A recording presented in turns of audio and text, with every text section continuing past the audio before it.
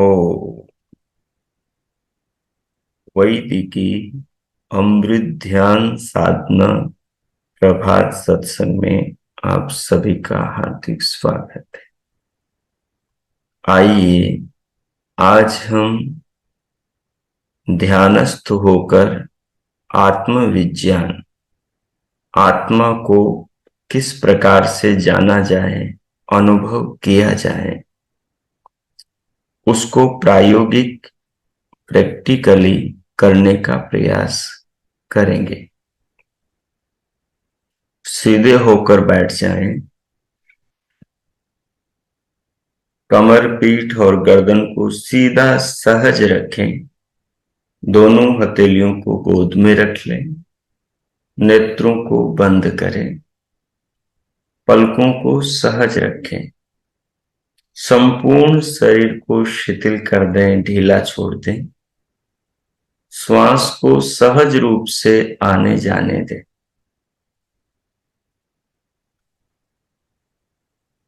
और सिर से पांव तक, पांव से सिर तक शरीर को और स्वयं को अनुभव करें।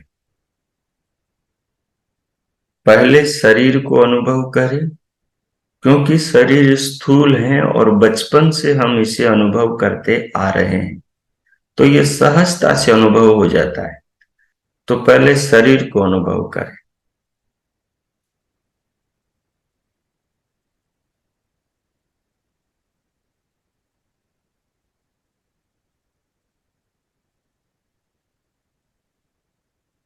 आप शरीर को अनुभव करते हुए स्वयं को अनुभव करें, जिसने अभी शरीर को अनुभव किया था।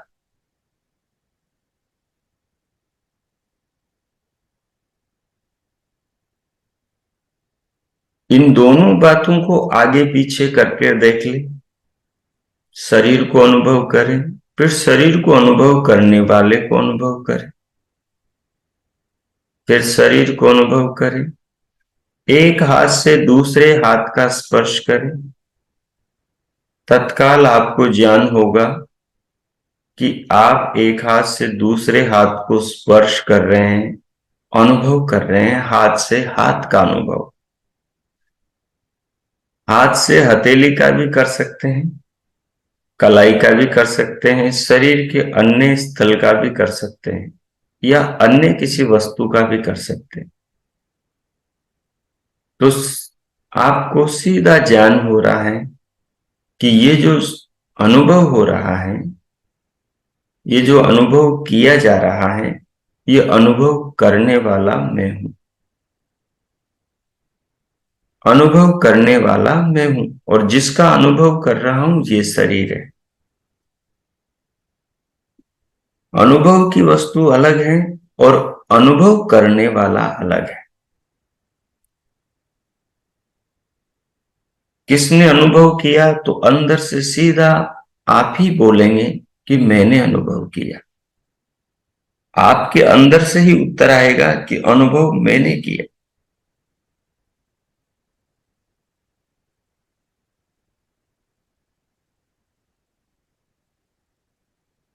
अब ये जो मैं है, मैंने अनुभव किया, इसके बारे में जिन ऋषियों ने आत्मा को जाना, अनुभव किया, उनका ये कहना है कि ये जो मैं का अनुभव है, ये अहम प्रत्यय, ये आत्मा का लिंग है। इसको शरीर में केवल आत्मा ही बोल सकता है। इंद्रियों के, मन के, बुद्धि के, अंतकरण के सहारे या वाणी के सहारे मैंने किया। एक तो होता है हम वाणी से बोलते हैं कि ये काम मैंने किया, वहां पर भी अहम प्रत्यय आ गया। आत्मा का लिंग वहां बाहर वाले को सुनाई दे रहा है, जिससे आप कह रहे हैं ये काम मैंने किया।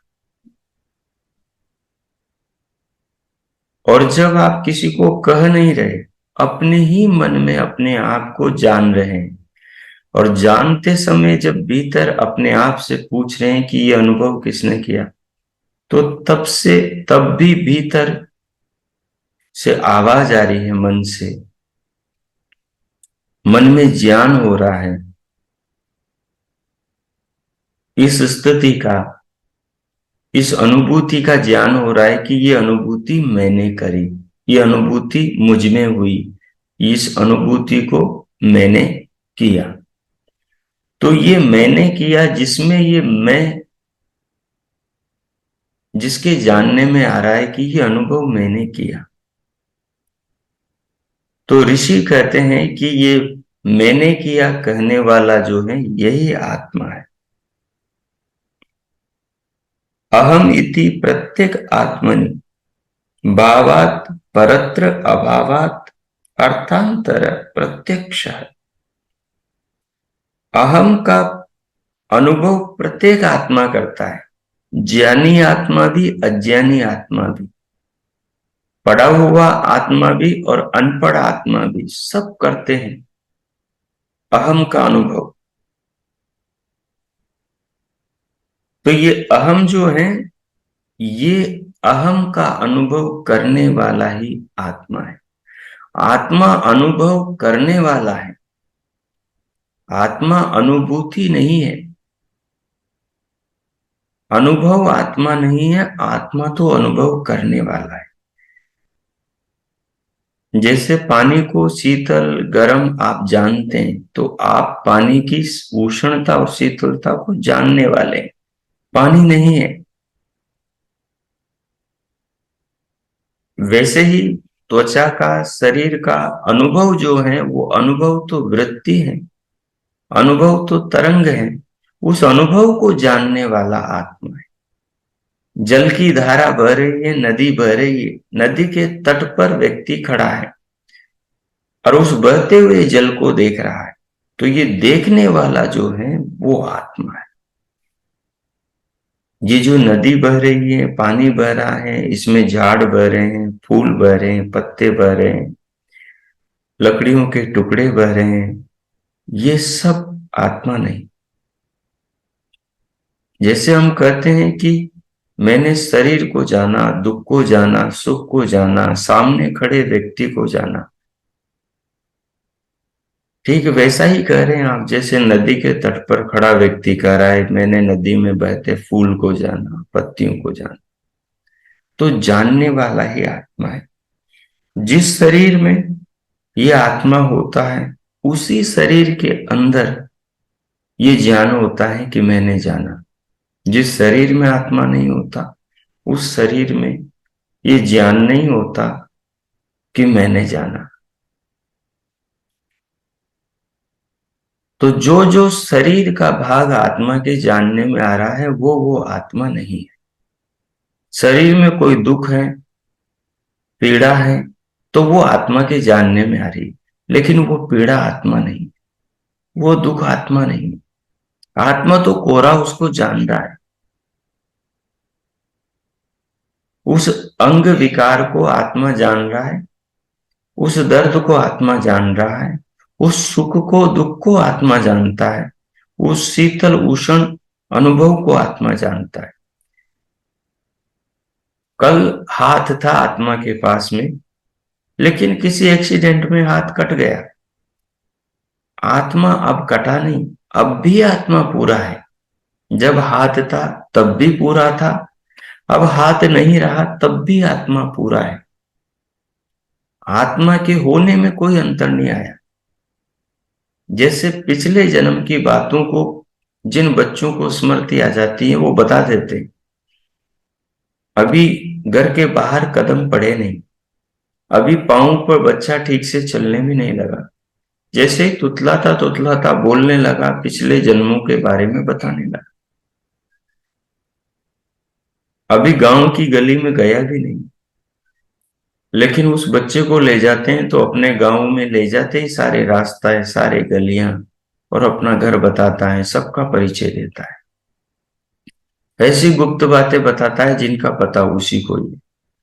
कहाँ उसने कौन चीज रख रखी है, उसको भी निकाल कर बता देता है। तो इससे सिद्ध हुआ कि आत्मा का कुछ नहीं बिगड़ता, आत्मा केवल जानने वाला है। जैसे इंद्रियों से विषयों को जानता है, ऐसे ही शरीर को आत्मा जानता है, शरीर के दुख दर्द को आत्मा जानता है। शरीर के नाम रूप को आत्मा जानता है, शरीर के संबंधों को आत्मा जानता है, शरीर की अवस्था को, बचपन, जवानी, बुढ़ापे को आत्मा जानता है, शरीर के लिंग को, स्त्री पुरुष को आत्मा जानता है। आत्मा न शरीर है, न लिंग है, न अवस्था है, न अनुभूति है विषयों की। आत्मा जानने वाला है, और जो ये जानने वाला है, यही आत्मा का अनुभव है, यही आत्मा का ज्ञान है कि मैं जान रहा हूं। ये ज्ञाता जो है, ये ज्ञातापन ही आत्मा है।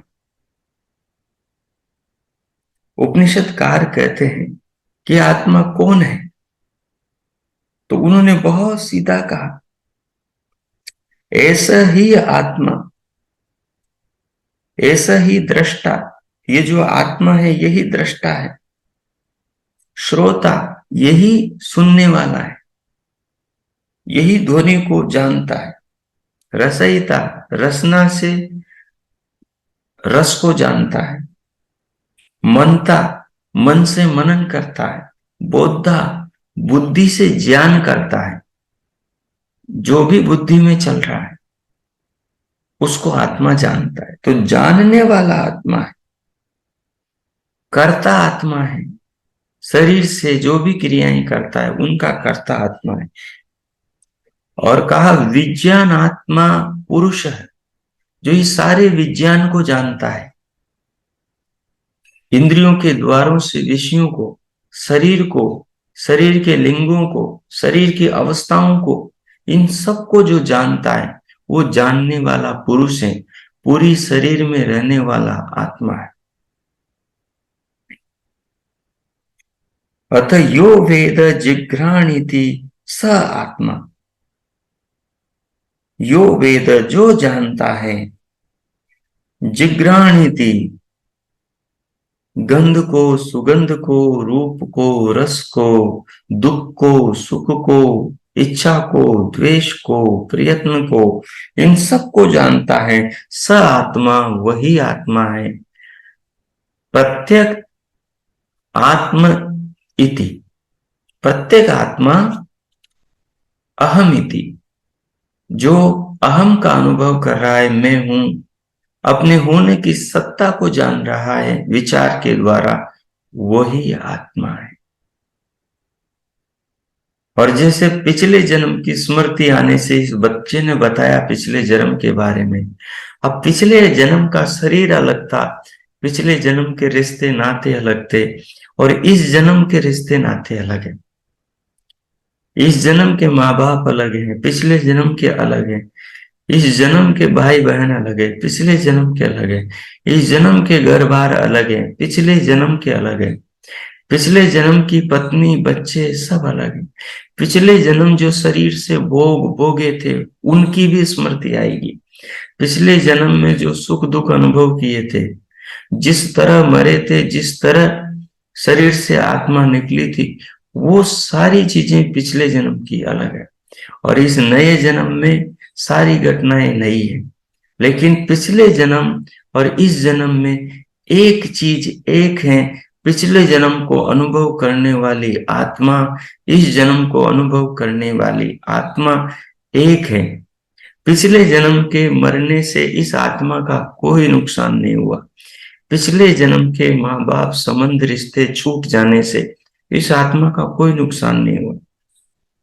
पिछले जन्म का हाथ कट जाने से, उंगली कट जाने से, बीमार हो जाने से, शरीर के अंग भंग हो जाने से और शरीर से वियोग हो जाने से इस जन्म में जन्मी इस आत्मा का कोई नुकसान नहीं हुआ, कोई भी नुकसान नहीं हुआ।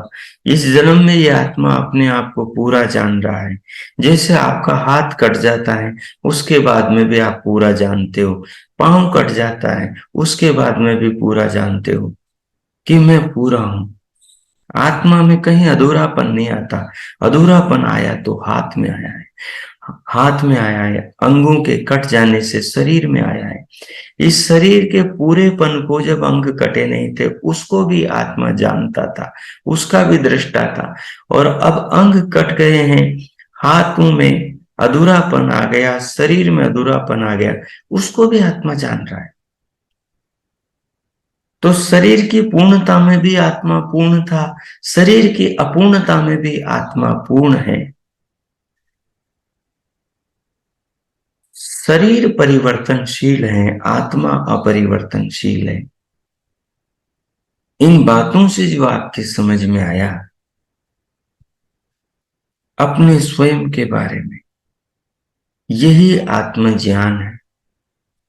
ये आत्मज्ञान का शाब्दिक रूप है, ये आत्मज्ञान का बौद्धिक चिंतन रूप है।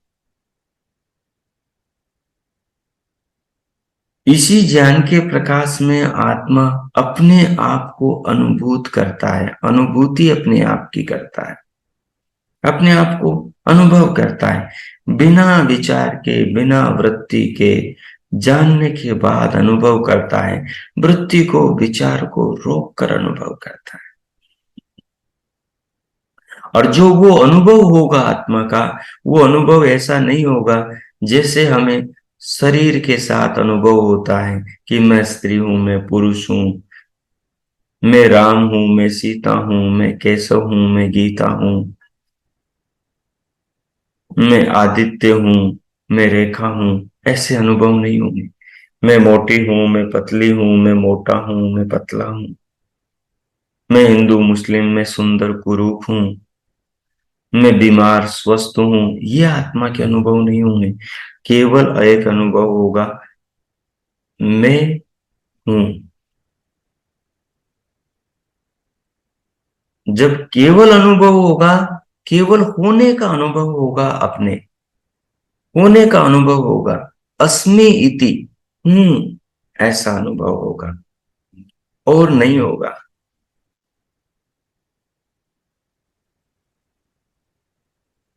अहम अणु मात्रम आत्मानम अणुविद्यास्मि, मैं आत्मा अणु स्वरूप हूं, ऐसा ज्ञान हो। अणु स्वरूप को भी छोड़ दीजिए, उसकी समझ भी अनुभूति के बाद में ही आती है। अपने होने की जो सत्ता है, कोई भी ये नहीं करता मैं नहीं हूं। इसलिए महर्षि कपिल ने कहा अस्ति आत्मा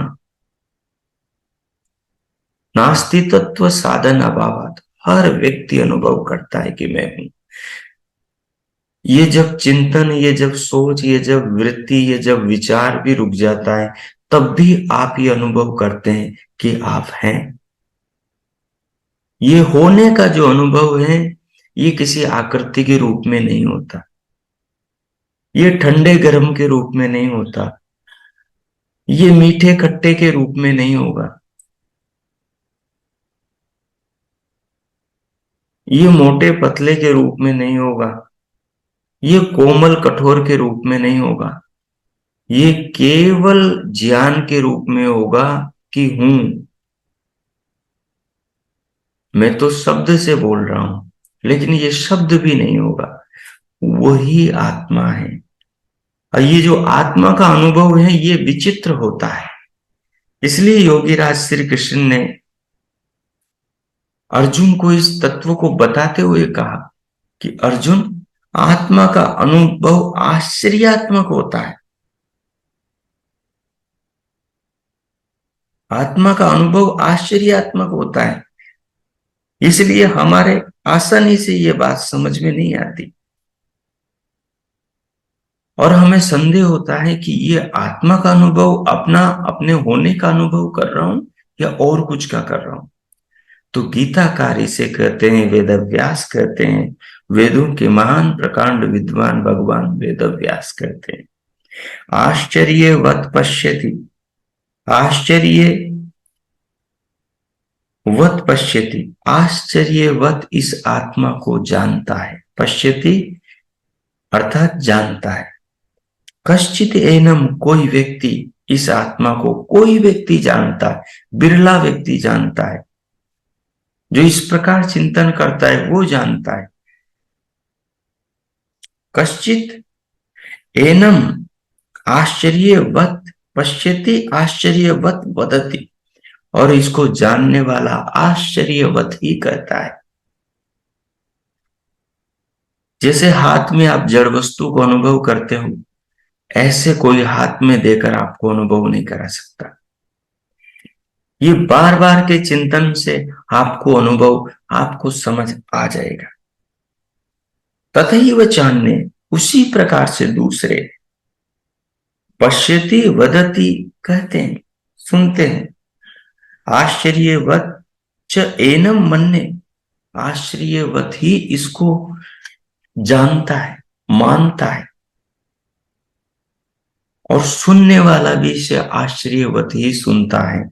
शृणोति श्रुत्वा अपि एनम वेद न चैव कश्चित, इसको सुनने वाला भी आश्चर्यवत ही सुनता है, क्योंकि आत्मा भौतिक नहीं, भौतिक अनुभव नहीं, जो बचपन से हम लेते आ रहे हैं, उनकी स्मृतियां, उनके संस्कार अरबों खरबों अनंत बार हमारे चित्त में रिपीट हुए हैं। जैसे एक सत्य को 1000 बार बोल करके हम उसे, एक झूठ को 1000 बार बोल करके सत्य अनुभव करने लगते हैं।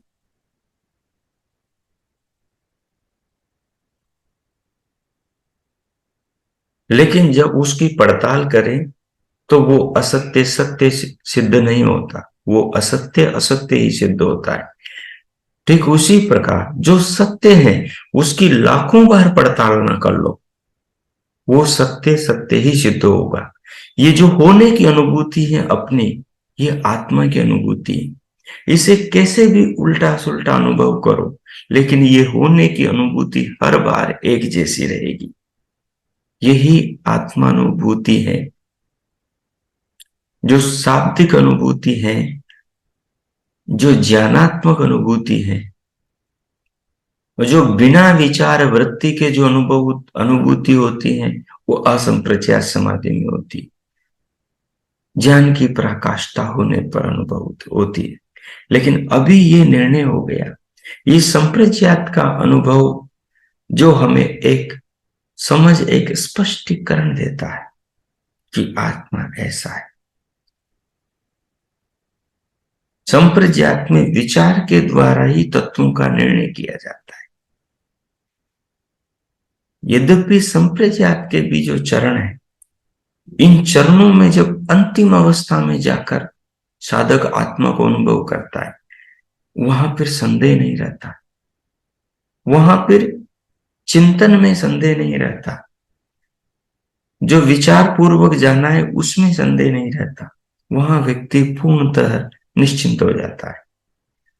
लेकिन ये ज्ञानात्मक निश्चिंतता होती है। लेकिन 5वीं में पढ़ने वाला व्यक्ति भी बीए का पाठ है। छत पर जाने वाला व्यक्ति 5वीं सीढ़ी पर खड़ा है, वो 5वीं सीढ़ी पर खड़ा है, 5वीं सीढ़ी का उसका अनुभव है। जितना हमने आत्मा को जाना है, ये आत्मा का अनुभव है। असंप्रज्ञात का अनुभव कभी होगा, लेकिन अभी जो अनुभव हुआ है यही वहां तक पहुंचाएगा। और ये अभी जो अनुभव हुआ है, अभी जो समझ आया है, ये हमें शरीर से, लिंगों से, अवस्थाओं से, दुखों से, मोह से, ममता से, शरीर की आसक्ति से, जन्म मरण के भय से आजाद कर देगा, छुटकारा दिला देगा, ऊपर उठा देगा, दृष्टा बना देगा।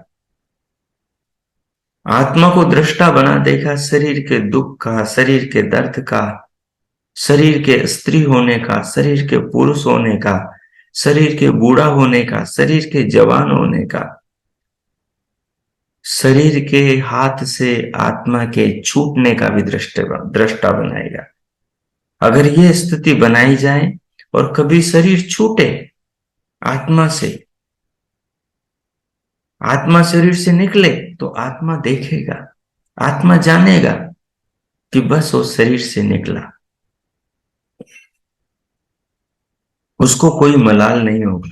ये जो आत्मानुभूति के संस्कार है, ये जो चिंतन के संस्कार है, ये पुनः अगली योनि मनुष्य योनि में ले जाएंगे। क्योंकि जिस आत्मा ने, जिस साधक ने चिंतन करके, ध्यान करके, शास्त्रों का स्वाध्याय करके मुक्ति की ओर बढ़ने के संस्कार बनाए, उसका गमन, उसका स्वर्गारोहण, उसका एक शरीर से दूसरे शरीर में जाना मनुष्य योनि में ही होगा। अगर कोई इधर उधर के कर्मा से पीछे के गलत है, तो उनको भोगने के लिए भले ही वो ईश्वरीय व्यवस्था से किन्हीं योनियों में, दो चार योनियों में घूम फिर के मनुष्य योनि में जाए, लेकिन वो जाएगा मनुष्य योनि में, क्योंकि प्राथमिक सबसे ज्यादा जो संस्कार है उसके अंदर वो मुक्ति वाले, वो मुक्ति की ओर यात्रा के। और परमात्मा तो हर साधक को, हर उपासक को, हर भक्त को ये शरीर प्रत्येक आत्मा को देता ही मुक्ति प्राप्ति के लिए। और जो मुक्ति प्राप्ति की भावना को निश्चित करके चल पड़ा है, जो मुक्ति प्राप्ति की भावना को लेकर आत्म मंथन, आत्मचिंतन कर रहा है, उसका पतन तो होगा ही नहीं।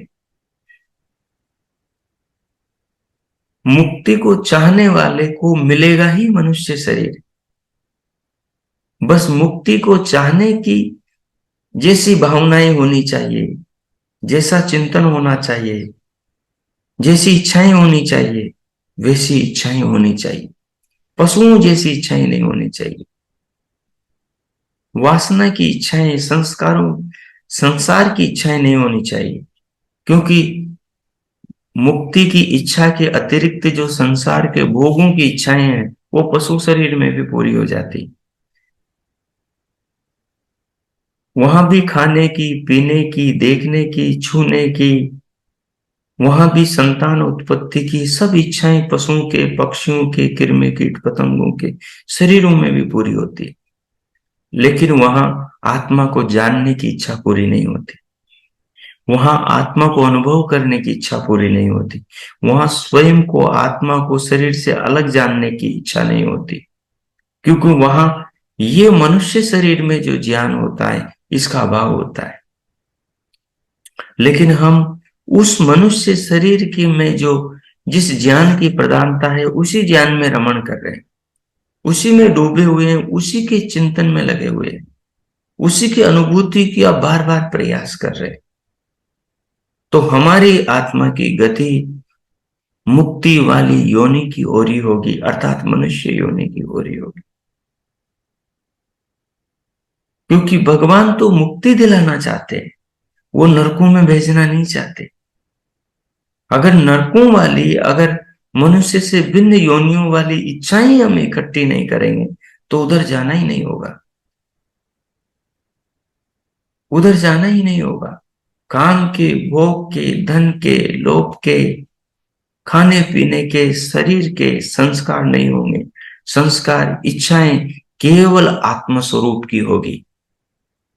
इसलिए कृष्ण ने कहा अर्जुन से कि जब देह के त्याग के क्षणों में है अर्जुन, जो उस निराकार, निरंकार, सर्वव्यापक, सच्चिदानंद, आनंद स्वरूप परमात्मा के स्वरूप में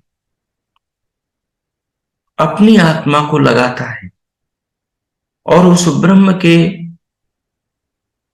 नाम का जप करते हुए, अर्थात जप कैसा, तद जपस तदर्थ भावनम, ओम का जाप हो लेकिन भाव, आत्मा लगी हो ओम के अर्थ परमात्मा की भावना में।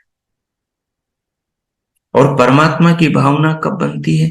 आत्मा के अनुभव से, कि आत्मा निराकार है, शरीर नहीं, स्वाद नहीं है, रसना नहीं है, स्पर्श नहीं है। इन सब से भिन्न जो आत्मा का होने का जो अनुभव है, चेतना का जो अनुभव है, जब इसको अनुभव करता है तो साधक जानता है, जब परमात्मा के नाम का स्मरण करता है, कि परमात्मा इसी प्रकार संपूर्ण सर्वत्र जगत में समाया है। और आत्मा को परमात्मा से जोड़कर प्रभु के नाम का स्मरण करता हुआ, इन संस्कारों को ऊपर रखता हुआ जब आत्मा देह से निकलता है तो सीधा उसी परमात्मा के, उन्हीं मुक्ति के, उन्हीं अध्यात्म चिंतन के जिस संस्कारों को उसने प्रणव के माध्यम से अपने भाव में लाया है, उन्हीं संस्कारों से बना हुआ वो पुनः वैसे ही उत्तम कोटि के माता पिता के गर्भ में जाता है और अधूरी यात्रा को वहां जाकर पूरी करता है। तो सब कुछ नया मिलने वाला है, सब कुछ अच्छा मिलने वाला है, अब से अच्छा मिलेगा। इसलिए कहीं भी मोह की रेखा ना हो, भय की रेखा ना हो, डर की रेखा ना हो, आसक्ति ना हो, किसी भी आसक्ति, मोह, लगाव का कहीं भी एक भी रेशा बंधन का ना हो।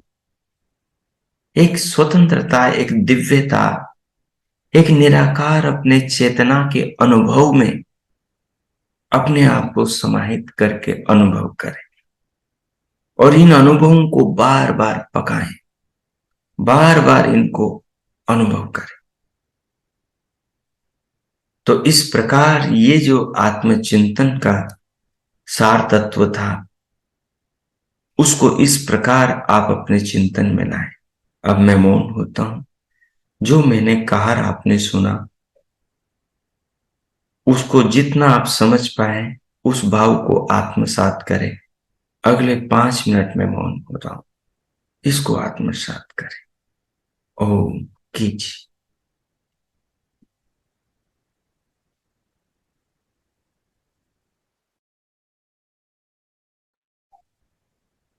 हम्म।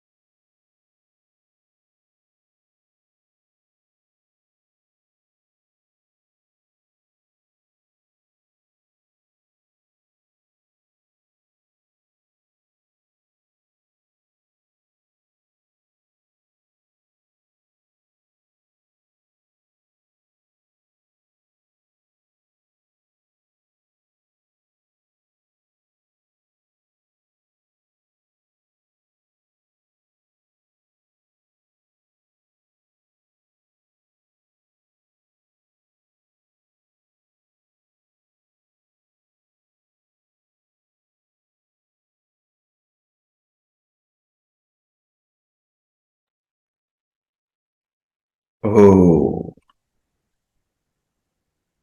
हो। इस प्रकार जो आपने आत्मचिंतन से समझा, महसूस किया, उसको आत्मसात करते हुए अब भगवान का मन ही मन धन्यवाद करते हुए, उनके प्रति कृतज्ञता, उनके प्रति धन्यवाद के भाव, भक्ति के भाव, समर्पण श्रद्धा के भाव स्वयं में अनुभव करते हुए शांति पाठ करेंगे।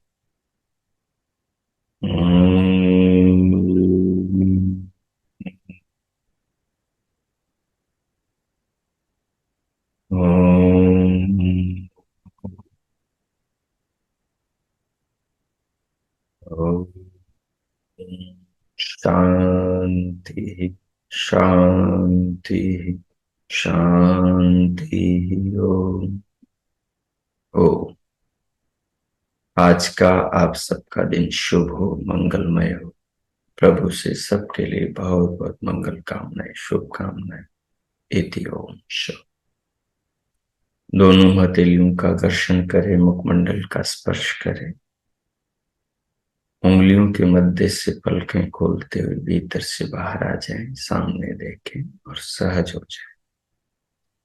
आज जो हमने आत्मचिंतन सुना और बाद में उस पर विचार और ध्यान किया, इसको बार बार सुने, इस पर विचार करें और बार बार प्रयास करने का, अभ्यास करने का प्रयास करें।